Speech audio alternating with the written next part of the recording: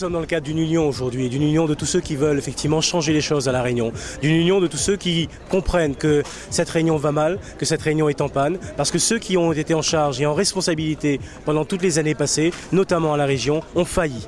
Nous voulons, nous, aujourd'hui, faire en sorte que les choses aillent de l'avant, faire en sorte que nous faisions davantage confiance à la jeunesse réunionnaise, aux acteurs locaux, aux petites et moyennes entreprises locales, à tous ceux qui ont envie effectivement d'aller de l'avant, tous ceux qui croient en cette réunion. Voilà tout le sens du message que nous voulons porter aujourd'hui dans le cadre d'une union, un projet au service de la Réunion, avec un pacte de confiance économique autour des grands chantiers, un pacte de confiance pour l'égalité des chances. Voilà la direction, notre plan de campagne pour les quelques semaines qui viennent, pour que cette victoire du 14 mars et du 21 prochain soit une victoire éclatante et que ce soit vraiment celle de la Réunion en confiance.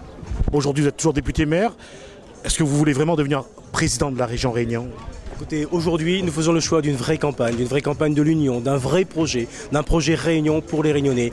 Les électeurs auront au mois de mars effectivement à trancher. Ils feront le choix et je serai respectueux de ce choix qui sera porté par les Réunionnais, de cette expression populaire et démocratique des Réunionnais au mois de mars. Et j'aurai moi des choix personnels à faire. Ils sont évidents pour moi. Ils le seront pour tous ceux qui croient en ce que nous faisons. Ils seront évidents pour tous ceux qui croient qu'il y a véritablement une alternative à avoir une autre direction portée à la région à partir du 14 mars.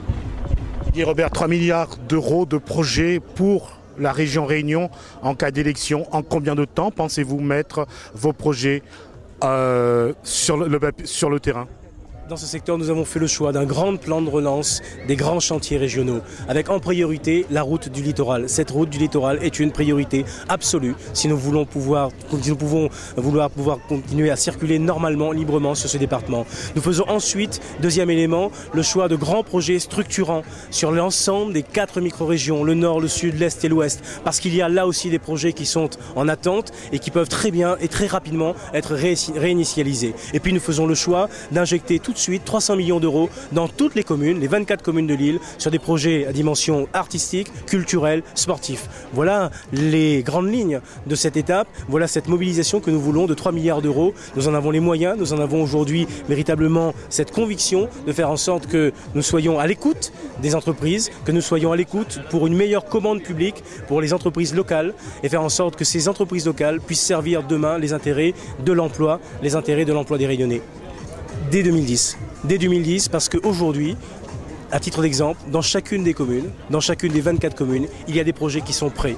Des projets qui ne sortent pas, tout simplement parce que les communes, globalement, n'ont pas les moyens de tout faire de front et en même temps. A l'inverse, la région décidera, si les Réunionnais nous font confiance, dès le lendemain du mois de mars, de mobiliser 300 millions d'euros pour les premiers projets qui sont aujourd'hui prêts à être engagés. Et ces projets verront le jour, si tout le monde le souhaite, au cours de l'année 2010 et 2011.